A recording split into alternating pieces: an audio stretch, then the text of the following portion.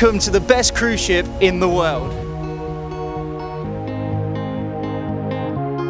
So today we're in Mykonos, which is one of the stops on our Greek island tour, and we're going to check out the whole of this ship. I'm going to give you a rundown of all the different levels. We're starting at the very top, deck 16, on the running track.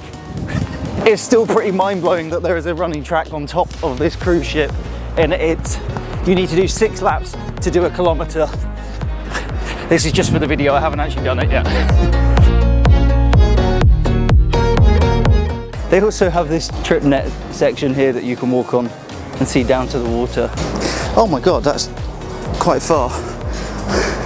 Now this area behind me is just a little chill out spot where you can sit on the sunbed, and they do some of the activities up here like yoga and things in the morning. Now heading down to deck 16. Now at the back of deck 16 you have this big bar area and also some sunbathing spots as well as 2 hot tubs. If you pay for one of the really expensive rooms, I think you get some of these private cabins, but we have just been sitting around the main pool, which we're going to check out now. There's still the running track running all the way around here, and then there's also a little outdoor gym section next to this pool. Now the pool downstairs is a middle pool, it's cooled, and also there's 2 hot tubs next to it, along with a bar downstairs and a bar upstairs. There's even a basketball court. Oh, I missed it. I'm not very good at basketball. Oh. So that was the Sun Club's cafe at the top, which does a load of sort of bar bites for sitting around the pool, along with the main pool behind me, which is the big one with loads of nice sunbeds. There's loads of room, and they lay out sunbeds up the top here as well. There's never short of beds. And there's also a DJ all day.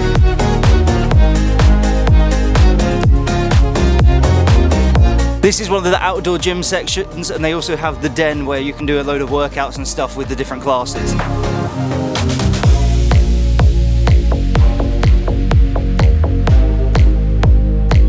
We're now coming down to level 15, which has the galley, which is the main eatery section with like 5 or 6 different buffet style restaurants. Let's check them out.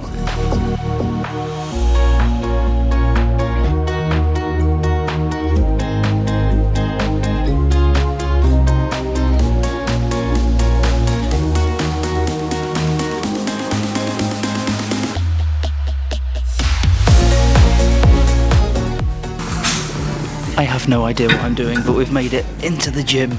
I feel like this is going to break my back. The abs. My abs.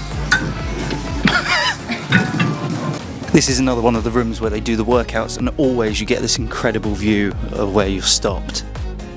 Up next is the pizza place, which serves these amazing pizzas all the way through the day until 2 AM.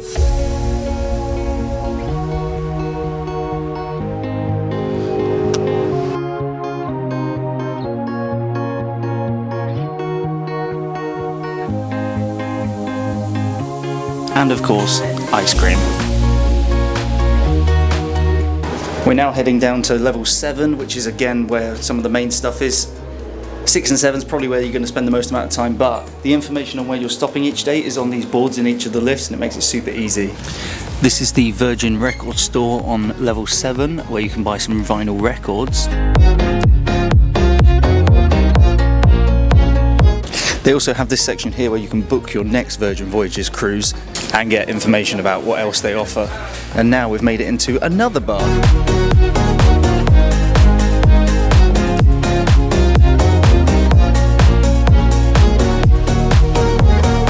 So behind me is the Red Room, which is where they have some of the bespoke shows that are specifically made for this ship. We've seen a couple of them there, as well as the Misbehave show, which was like a travel-in production that came in, and also one which was specifically for this Greek cruise, which was very good.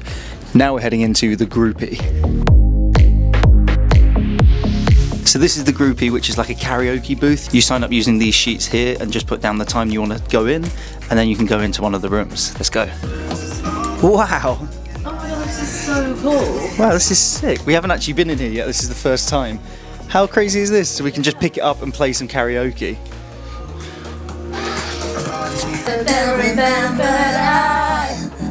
I can buy myself flowers.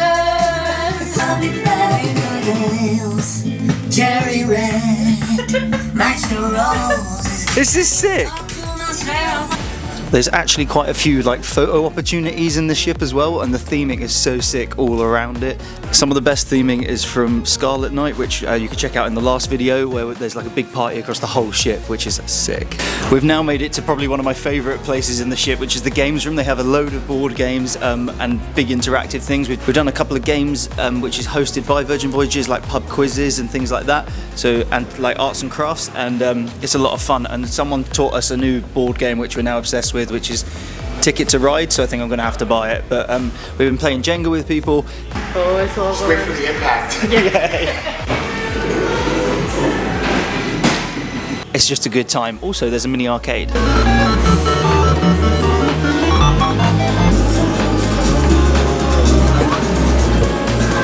Connected to the games room is this little whiskey bar hidden away around the back.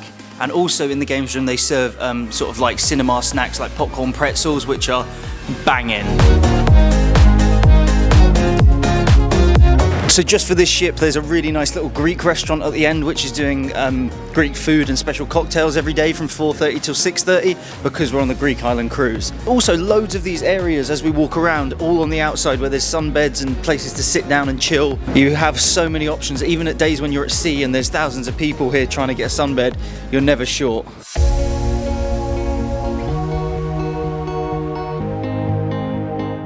So we're now heading down from level 7 to level 6, which has this sort of spiral staircase linking the two sociable areas together, and they have cool performances and stuff in the middle sometimes, like people on violin or like acrobats and things. Sick.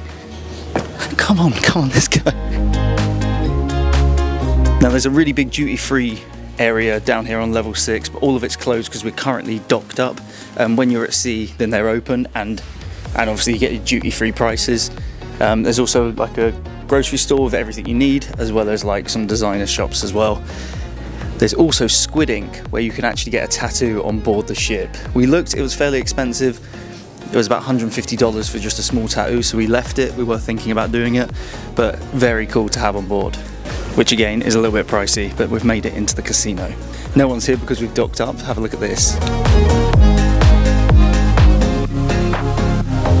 They've got loads of fruit machines, as well as roulette tables and blackjack tables. It's $1 plays and $5 minimum bet on the table, and it's a lot of fun. They've also got a cash machine here, which has a $6 fee, so try and bring some dollars with you. So next to the casino you also have the Manor, which is another one of these venues for the shows, and also it turns into a little bit of a nightclub afterwards, and it's open until 3 AM, which is the latest out of any of them. Just off of the casino you have the Cage, which is a smoking area, which also leads out to the Red Room, which is another entrance from the bottom on deck 6 instead of deck 7, but you can enter from either way.